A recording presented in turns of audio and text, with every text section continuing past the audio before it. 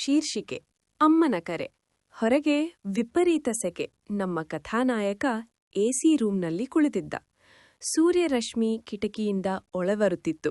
ನಮ್ಮ ಕಥಾನಾಯಕನ ಹೆಸರು ರವಿ. ನಗರದ ಒಂದು ದೊಡ್ಡ ಕಂಪನಿಯಲ್ಲಿ ಕೆಲಸ ಮಾಡುತ್ತಿದ್ದ. ಹಣ, ಸ್ಥಾನ ಎಲ್ಲವೂ ಇದ್ದವು. ಆದರೆ ಮನಸ್ಸಿಗೆ ಶಾಂತಿ ಇರಲಿಲ್ಲ. ಅಷ್ಟರಲ್ಲಿ ಮಿಸ್ಟರ್ ರಾಜೀವ್ ಎಂಬವರು ಬಂದರು. ಆಗ ಆಫೀಸ್ ಬಾಯ್ ರಾಘವ್ ಅಜ್ಜ ಅಲ್ಲಿಗೆ ಬಂದರು.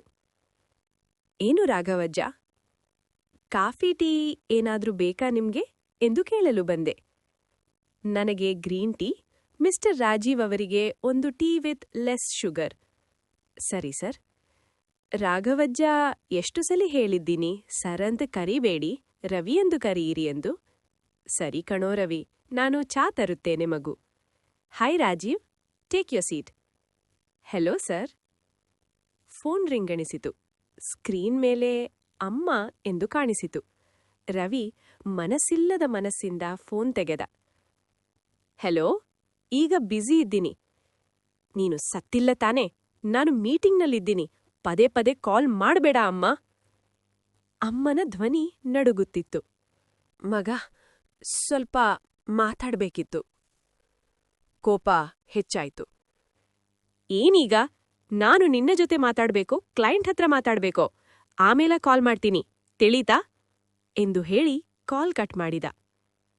ಸಾರಿ mister Rajeev. So what did you say? You can proceed now.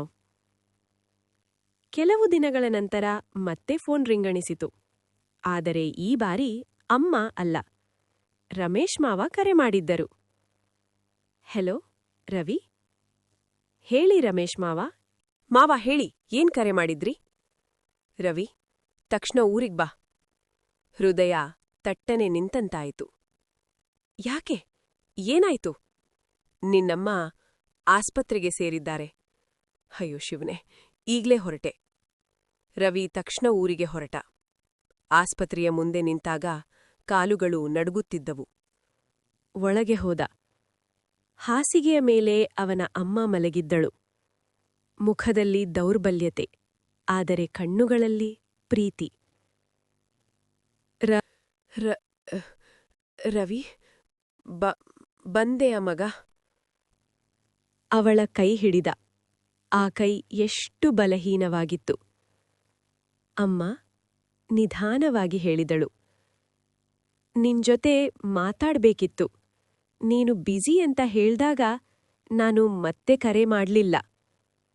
Ravi ಕಣ್ಣಿಂದ ಅಶ್ರುಗಳು ಸುರಿಯುತ್ತಿವೆ. ಅಮ್ಮ, ಕ್ಷಮ್ಸು, ಗೊತ್ತಾಗ್ಲಿಲ್ಲ.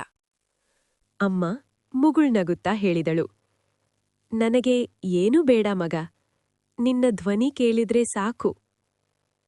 ತಕ್ಷಣ ಮಷೀನ್ನ ಶಬ್ದ ಬದಲಾಯಿತು. ಡಾಕ್ಟರ್ ಹೇಳಿದರು, ಮಿಸ್ಟರ್ ರವಿ, ನೀವು ಸ್ವಲ್ಪ ಹೊರಗಿರಿ. ರವಿ ಹೇಳಿದ, ಸರಿ ಡಾಕ್ಟರ್. ರವಿಯ ಬಳಿ ಬಂದು ಡಾಕ್ಟರ್ ಹೇಳಿದರು, sorry mister Ravi, we tried our level best, but your mother is what doctor? ಅಳುತ್ತಾ ರವಿ ಕೇಳಿದ. ಆಗ ಡಾಕ್ಟರ್ ಹೇಳಿದರು, your mother is no more. Sorry mister Ravi. ಅವನ ಕೈಯಲ್ಲಿ ಒಂದು ಹಳೆಯ ಮೊಬೈಲ್. ಸ್ಕ್ರೀನ್ ಮೇಲೆ ಅಮ್ಮ ಎಂಬ ಹೆಸರು. ಆದರೆ ಆ ಕರೆ ಈಗ ಮತ್ತೆ ಬರೋದಿಲ್ಲ. ಅವನಿಗೆ ಇನ್ನೂ ನೆನಪಿದೆ ಆ ಕೊನೆಯ ದಿನ. ರವಿ, ಊಟ ಆಯ್ತಾ ಮಗ? ಅವನು ಕೋಪದಲ್ಲಿ, ಅಮ್ಮ, ಕೆಲ್ಸದಲ್ಲಿದ್ದೀನಿ, ಮತ್ತೆ ಕರೆ ಮಾಡ್ಬೇಡ ಎಂದು ಹೇಳಿ ಕರೆ ಕಟ್ ಮಾಡಿದ್ದ. ಆ ರಾತ್ರಿ ಒಂದು ಅಪಘಾತ, ಒಂದು ಸುದ್ದಿ. ಒಂದು ಕ್ಷಣದಲ್ಲಿ ಅವನ ಜೀವನವೇ ಖಾಲಿಯಾಯಿತು. ಈಗ ಪ್ರತಿ ಮಳೆಯ ಹನಿ ಅವನಿಗೆ ಅಮ್ಮನ ಮಾತಿನಂತೆ ಕೇಳಿಸುತ್ತಿತ್ತು. ರವಿ, ಊಟ ಆಯ್ತಾ ಮಗ? ಅವನು ನೆಲದ ಮೇಲೆ ಕುಳಿತುಕೊಂಡು ಮುಗಿದ ಶಬ್ದದಲ್ಲಿ ಅತ್ತ. ಅಮ್ಮ, ನಾನು ಊಟ ಮಾಡಿಲ್ಲ. ನೀನು ಬಂದು ಊಟ ಮಾಡಿಸು. ಆದರೆ ಎಲ್ಲೆಲ್ಲೂ ನಿಶ್ಶಬ್ದ. ಈ ಬಾರಿ ಯಾರೂ ಬರಲಿಲ್ಲ. ಗೋಡೆ ಮೇಲಿದ್ದ ಅವಳ ಫೋಟೋ ಮಾತ್ರ ನಿಶ್ಶಬ್ದವಾಗಿ ನೋಡುತ್ತಿತ್ತು. ರವಿ ನಿಧಾನವಾಗಿ ಎದ್ದು ಅಮ್ಮನ ಫೋಟೋ ಮುಂದೆ ದೀಪ ಹಚ್ಚಿದ. ಕ್ಷಮಿಸು ಅಮ್ಮ, ನಿನ್ನ ಒಂದು ಕರೆ ನನ್ನ ಜೀವನದ ದೊಡ್ಡ ಅವಕಾಶ ಆಗಿತ್ತು. ಆದ್ರೆ ನಾನ್ ಕಳೆದುಕೊಂಡೆ. ಮಳೆ ನಿಧಾನವಾಗಿ ನಿಂತಿತು. ಆಕಾಶದಲ್ಲಿ ಒಂದು ಚಿಕ್ಕ ಬೆಳಕು ಮೂಡಿತು. ಅವನ ಕಣ್ಣೀರಿನ ಮಧ್ಯೆ ಒಂದು ಸತ್ಯ ಅವನಿಗೆ ಗೊತ್ತಾಯಿತು. ಜೀವನದಲ್ಲಿ ನಾವು ದೊಡ್ಡದನ್ನ ಹುಡುಕುತ್ತಾ ಸಣ್ಣ ಪ್ರೀತಿಯನ್ನ ಕಳೆದುಕೊಳ್ಳುತ್ತೇವೆ. ಅವನು ಫೋಟೋಗೆ ಮುತ್ತಿಟ್ಟ. ಸ್ವಲ್ಪ ನಗು ಬಂತು, ಜೊತೆಗೆ ಅಳು ಬಂತು. ಅವನು ಮೌನವಾಗಿ ಹೇಳಿದ, ಅಮ್ಮ, ನಿನ್ನ ಕರೆ ಈಗ ಬರೋದಿಲ್ಲ. ಆದ್ರೆ ನಿನ್ನ ಪ್ರೀತಿ ಎಂದಿಗೂ ನನ್ಜೊತೆ ಇರುತ್ತೆ.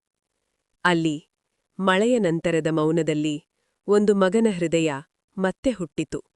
ಆದರೆ ಅಮ್ಮ ಇಲ್ಲದ ಲೋಕದಲ್ಲಿ. ವೀಕ್ಷಕರೇ, ಇದು ಸತ್ಯ. ನಮ್ಮ ಜೊತೆ ಇರುವವರು ಸದಾ ಇರುತ್ತಾರೆ ಎಂಬ ಭಾವನೆ ನಮ್ಮ ದೊಡ್ಡ ತಪ್ಪು. ಒಂದು ಕರೆ, ಒಂದು ಮಾತು, ಒಂದು ಹೇಗಿದ್ದೀಯಾ ಅಮ್ಮ? ಅದರ ಬೆಲೆ ಅವರು ಇಲ್ಲದಾಗ ಮಾತ್ರ ಗೊತ್ತಾಗುತ್ತದೆ. ಕಥೆ ಇಷ್ಟವಾದಲ್ಲಿ ಚಾನೆಲ್ ಅನ್ನು ಸಬ್ಸ್ಕ್ರೈಬ್ ಮಾಡಿ ಹಾಗೂ ಪಕ್ಕದಲ್ಲಿ ಕಾಣುವ ಬೆಲ್ ಐಕಾನ್ ಪ್ರೆಸ್ ಮಾಡಿ ನೋಟಿಫಿಕೇಷನ್ ಆಲ್ನಲ್ಲಿ ಸೆಟ್ ಮಾಡಿ. ಇದರಿಂದ ಮುಂದೆ ಅಪ್ಲೋಡ್ ಮಾಡುವ ವಿಡಿಯೋಗಳು ನೋಟಿಫಿಕೇಷನ್ ಆಗಿ ನಿಮಗೆ ಲಭಿಸುತ್ತವೆ. ಒಂದು ಮಾತು, ಶೇರ್ ಮಾಡುವುದು ಮರೆಯದಿರಿ. ಧನ್ಯವಾದಗಳು.